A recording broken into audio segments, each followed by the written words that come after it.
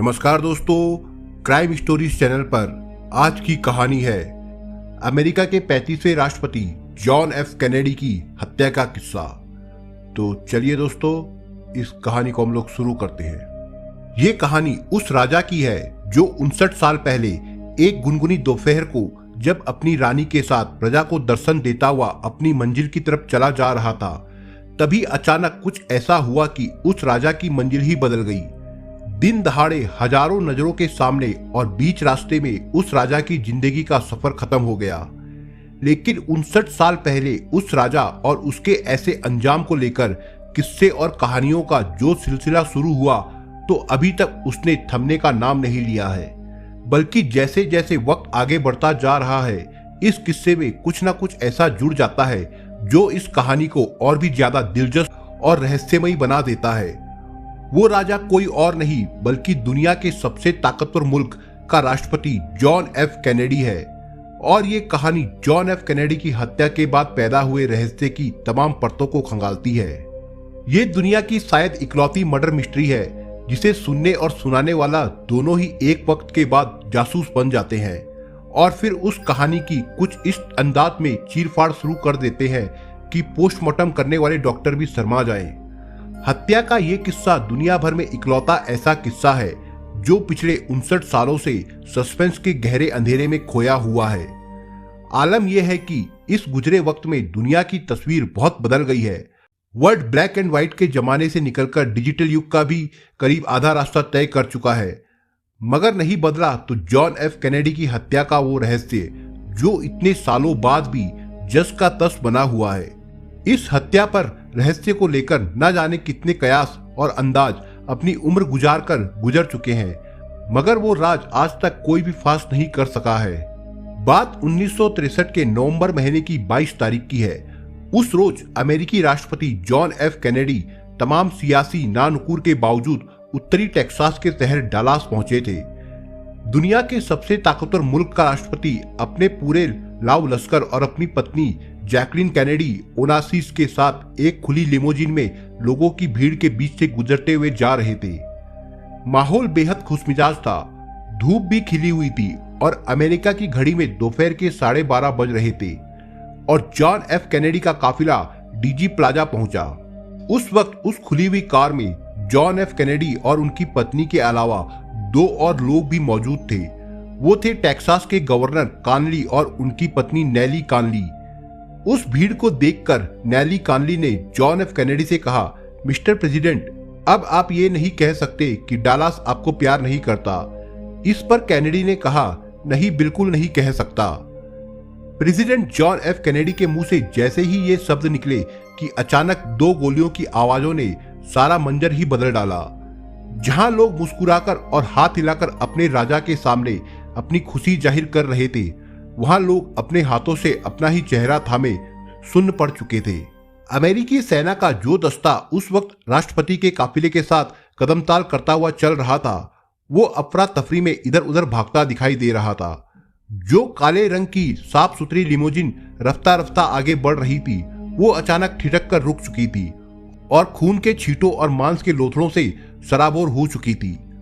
गोलियों की आवाज आने से पहले जो जैकलिन अपने पति जॉन एफ कैनेडी के साथ चेहरे पर खिली हुई मुस्कुराहट के साथ लोगों को देखकर खुश हो रही थी, वो अचानक गस खाकर अपने होश गंवा चुकी थी, क्योंकि उनकी गोद में उनके पति के सिर का एक हिस्सा था और उनके सारे कपड़े पति के खून से सराबोर थे। ये वो मंजर था जिसे बयां करते करते शब्द तो थक सकते हैं, लेकिन वो मंजर खत्म होने का नाम ही नहीं लेता। जिन 2 गोलियों ने उस खुशनुमा माहौल को चीख पुकार और अफरा तफरी के मंजर में तब्दील कर दिया था, उनमें से एक गोली तो जॉन एफ कैनेडी के सिर पर लगी थी, जिससे उनके सिर का एक हिस्सा उधड़कर उनकी पत्नी की गोद में जा गिरा था, जबकि दूसरी गोली राष्ट्रपति कैनेडी की गर्दन में लगी थी।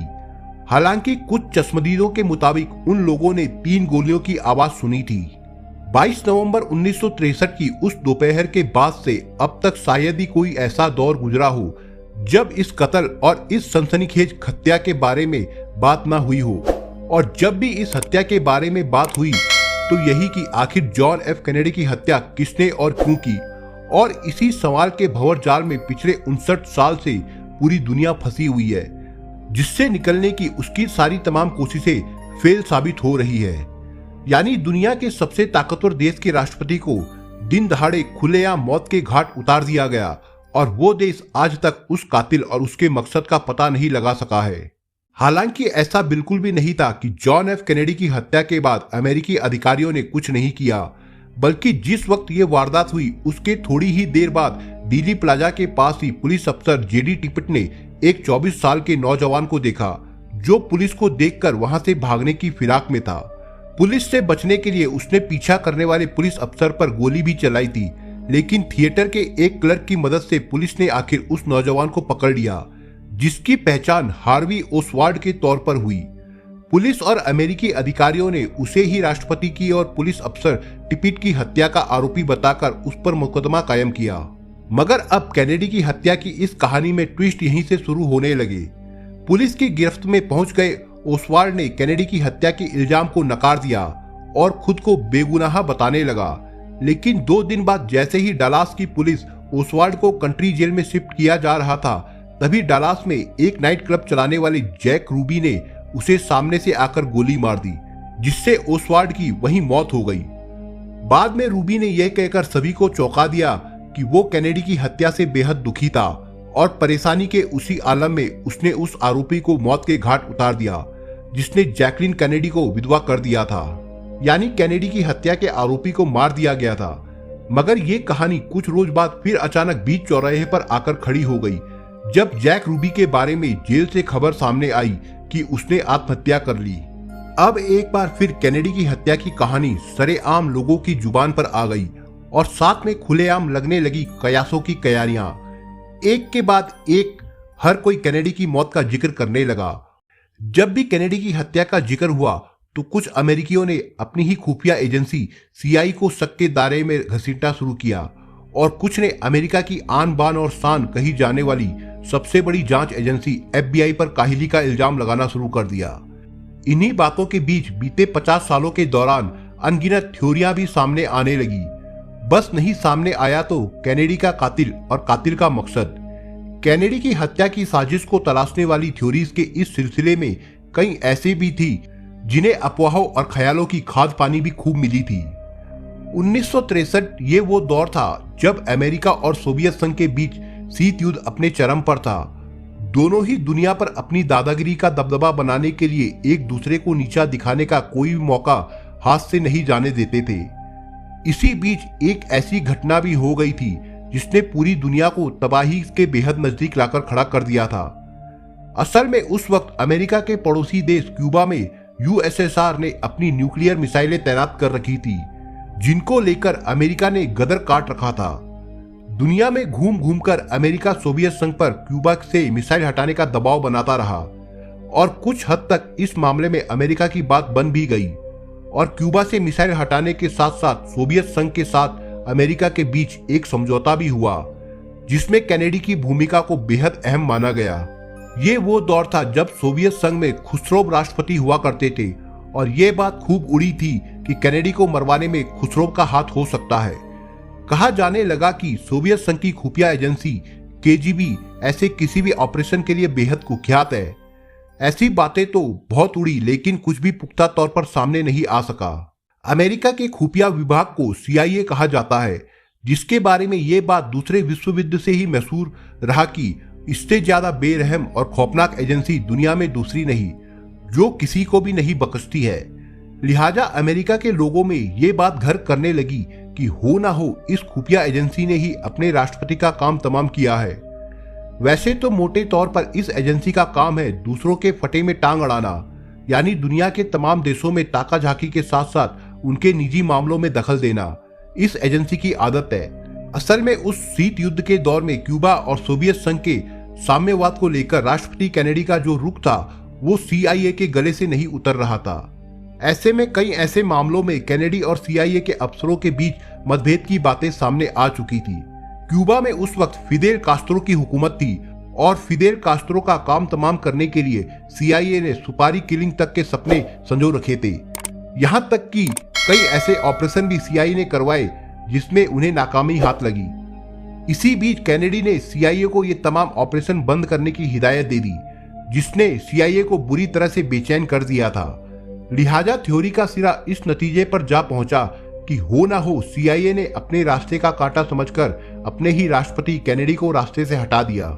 जिस वक्त अमेरिका और दुनिया के तमाम लोग राष्ट्रपति कैनेडी की हत्या की साजिश और मास्टरमाइंड का पता लगाने के लिए एड़ी चोटी का जोर लगाए हुए थे, तभी एक और थ्योरी ने सिर उठाया जिसे जमकर जुबान मिली। कहा जाने लगा कि अमेरिका के कई माफिया सरगनाओं ने मिलकर इस हत्या की साजिश रची, क्योंकि माफिया ने क्यूबा में बहुत सारा पैसा लगा रखा था, लेकिन क्यूबा के साथ अपने संबंध सुधारने के चक्कर में कैनेडी ने सीधे तौर पर माफिया के पेट पर लात मारी है।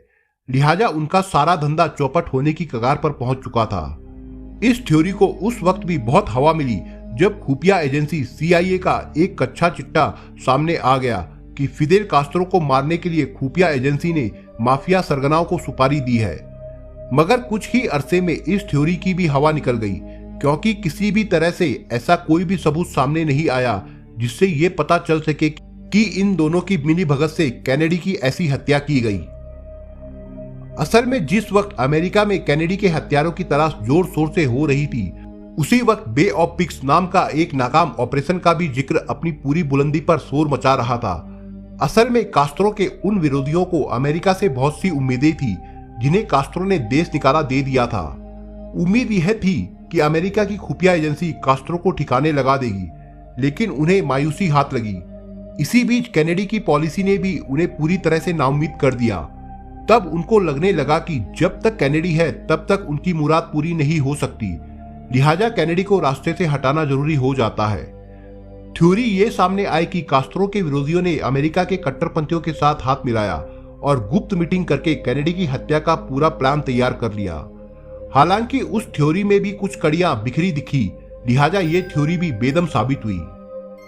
यानी अभी तक कैनेडी की हत्या के लिए ओसवाल्ड को जिम्मेदार माना जा रहा था और उसके सोवियत संघ से लेकर क्यूबा तक से रिश्ते और तारों को भी जांच एजेंसियां खंगाल चुकी थी। लेकिन ये बात पुख्ता हो ही नहीं पा रही थी कि उसने ही कैनेडी की हत्या की। अब फिजा में कई सवालों के साथ साथ ये सवाल भी तैरने लगा कि इस हत्या का असली मास्टरमाइंड कौन है, कितने लोग इस साजिश में शामिल है और इसके अलावा इस साजिश के तार कहां तक फैले थे। लेकिन इसी बीच एक ऐसी चीज सामने आई जिसने कैनेडी की हत्या से जुड़ी तमाम थ्योरियों को दरकिनार करके एक नया अक्स ही सामने लाकर खड़ा कर दिया। ये अक्स एक महिला का था जिसे द बबूस्का लेडी कहा गया। असल में बबूस्का लेडी रूसी भाषा में बूढ़ी और रहस्यमयी महिला को कहते हैं जो सिर से पांव तक खुद को ढके हुए रहती है। जिस वक्त FBI राष्ट्रपति कैनेडी की हत्या के हत्यारों का पता लगाने के लिए गहराई से तमाम तथ्यों और सुरागों को खंगाल रही थी, तभी उसकी नजर उन तस्वीरों पर गई जो घटना के वक्त मौकाए वारदात की थी और जिन्हें टीवी कैमरों ने कैद भी किया था। उन तस्वीरों में एक ऐसी महिला भी नजर आई जो भीड़ के बीच मौजूद थी और जिस वक्त राष्ट्रपति कैनेडी को गोली लग चुकी थी और सारे आलम में अफरा तफरी मची हुई थी, एन उस वक्त वो रहस्यमयी महिला बड़े आराम से सड़क के किनारे खड़े होकर अपने कैमरे से तस्वीरें उतार रही थी। उसके चेहरे पर किसी भी तरह के घबराहट के निशान तक नहीं थे और उसकी आंखें धूप के चश्मों से ढकी हुई थी। लेकिन उस रोज के बाद से इस बबूस्का लेडी को दोबारा कहीं भी नहीं देखा गया। जब से ये बात सामने आई है, बस तभी से इस शक को जमीन मिलती जा रही है कि हो ना हो राष्ट्रपति कैनेडी की हत्या से इस रहस्यमयी महिला का कोई ना कोई रिश्ता जरूर है। कुछ लोग यहाँ तक कहते दिखाई दिए हैं कि असल में राष्ट्रपति कैनेडी को उसी लेडी ने गोली मारी, क्योंकि उसके हाथ में कैमरा नहीं बल्कि एक हथियार था। तभी तो वो बिना डरे और घबराए वहां अपने काम को अंजाम देकर बड़ी ही आसानी से वहां से निकल गई और फिर कभी सामने नहीं आई। इस रहस्य को सुलझाने के लिए बीते 59 सालों के दौरान अमेरिका की सबसे बड़ी जांच एजेंसी FBI ने क्या क्या पापड़ नहीं बेले। 25,000 से ज्यादा लोगों से पूछताछ हुई और 5 लाख पन्नों में कैनेडी हत्याकांड की तफ्तीश की रिपोर्ट दर्ज है। हर एक सुराग को कई एंगल से खंगाला गया। इन सबके बावजूद FBI के हाथ तब भी खाली थे, अब भी खाली है। कुछ साल पहले दुनिया को उम्मीद बंधी थी जब राष्ट्रपति डोनाल्ड ट्रंप ने जॉन एफ कैनेडी की हत्या से जुड़ी 2800 गोपनीय फाइलों को सार्वजनिक करने के फैसले पर ओके लिखकर दस्तखत कर दिए।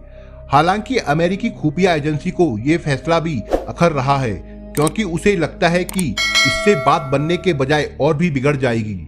लेकिन डोनाल्ड ट्रंप तो अपनी धुन के राष्ट्रपति रहे हैं, लिहाजा उन्होंने सीआई की बात को काटते हुए एक कदम और आगे बढ़ा दिया था और कहा था कि हो सकेगा तो आने वाले दिनों में कुछ और दस्तावेज और फाइलों को सार्वजनिक कर दिया जाएगा। गनीमत है कि वो अगला चुनाव हार गए, नहीं तो वो इन फाइलों का और क्या क्या कर देते। बहरहाल सवाल सबके सामने एक ही है कि आखिर जॉन एफ कैनेडी का पूरा सच है क्या कभी ये सच सामने आ भी पाएगा, कुछ पता चलेगा भी, या सब कुछ ऐसे ही चलता रहेगा और मौजूदा पीढ़ी भी पिछली पीढ़ी के इस सबसे बड़े सियासी और सनसनीखेज हत्या के राज को कभी जान भी पाएगी, या फिर से राज बस यूं ही राज बना रह जाएगा। तो दोस्तों ये थी आज की क्राइम की कहानी। दोस्तों अगर आपको वीडियो पसंद आए तो वीडियो को लाइक, शेयर और चैनल को सब्सक्राइब करके हमें प्रोत्साहित जरूर करें दोस्तों। धन्यवाद।